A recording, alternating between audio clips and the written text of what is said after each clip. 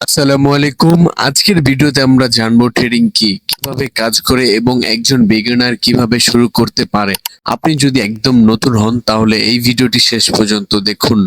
Trading কি? Trading মানে হলো কোনো অ্যাসেট কম দামে কিনে বেশি দামে বিক্রি করার চেষ্টা করা। যেমন ধরুন আপনি একটি জিনিস 100 টাকায় কিনলেন, পরে সেটি 120 টাকায় বিক্রি করলেন, তাহলে আপনার লাভ হলো কত টাকা? 20 টাকা। স্টক মার্কেট বা ফরেক্স মার্কেট, ক্রিপ্টো মার্কেট সব জায়গাতেই মূল ধারণা একই, তবে প্রতিটি মার্কেট নিয়ম আলাদা।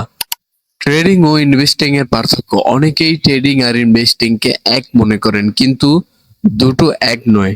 ট্রেডিং এ সাধারণ স্বল্প সময়ের মধ্যে বাই এবং সেল করা হয়।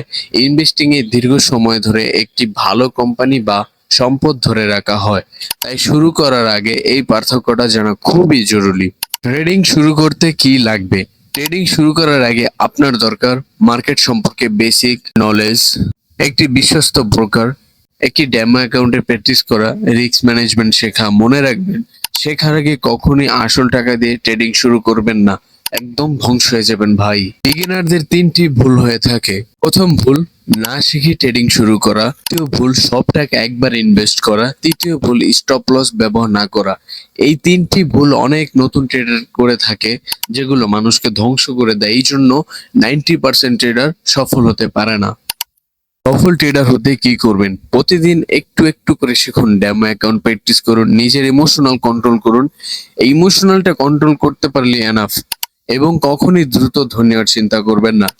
ট্রেডিং একটা স্কিল, এটাকে সময় দিয়ে শিখতে হয়। যদি ভিডিওটি আপনার কাছে ভালো লেগে থাকে, একটি লাইক দিন, সাবস্ক্রাইব করুন ট্রেড উইথ জুবাইর চ্যানেলে। পরের ভিডিওতে আমি দেখাবো সাপোর্ট অ্যান্ড রেজিস্ট্যান্স, খুব সহজ ভাষায়। ধন্যবাদ, আল্লাহ হাফেজ।